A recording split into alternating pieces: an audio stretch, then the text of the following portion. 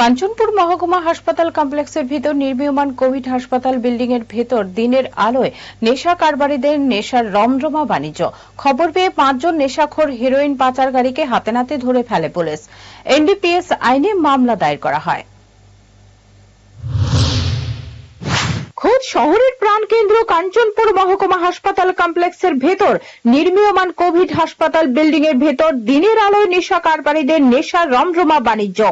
হাসপাতালের নির্মীয়মান বিল্ডিং এর ভেতর দলবদ্ধভাবে চলছিল নেশাদ্রব্য বিক্রি ও সেবন। এমনই এক গোপন খবরের ভিত্তিতে কাঞ্চনপুর থানার পুলিশ বৃহস্পতিবার দুপুরে অভিযান চালায় মহকুমা হাসপাতাল কমপ্লেক্সের ভিতর নির্মীয়মান কোভিড হাসপাতাল বিল্ডিং এ। হাসপাতাল বিল্ডিং এ পুলিশের অভিযান সময় 5 জন নেশাখোর হেরোইন পাচারকারীকে হাতে নাতে ধরে ফেলে পুলিশ। যদিও পুলিশের অভিযানের আঁচ পেয়ে আরো বেশ কয়েকজন নেশা কারবারি পালিয়ে যেতে সক্ষম হয়। পুলিশের এই নেশা বিরোধী অভিযানে ধৃত 5 নেশা কারবারির কাছ থেকে 85টি নিষিদ্ধ ড্রাগস হেরোইনের শিশি, নগদ 1000 টাকা, নেশার সিরিঞ্জ সহ 3টি মোবাইল ফোন উদ্ধার করেছে।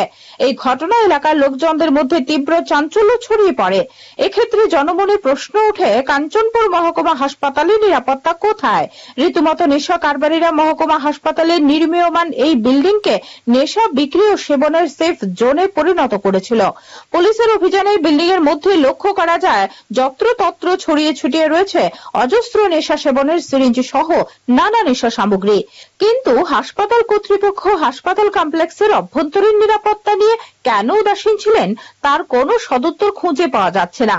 এদিকে কাঞ্চনপুর থানার ওসি উদ্যম দেববর্মার নেতৃত্বে অভিযান চালিয়ে 5 জন নেশা কারবারিকে গ্রেপ্তারের ঘটনায় শহরে ব্যাপক চাঞ্চল্য ছড়িয়ে পড়ে।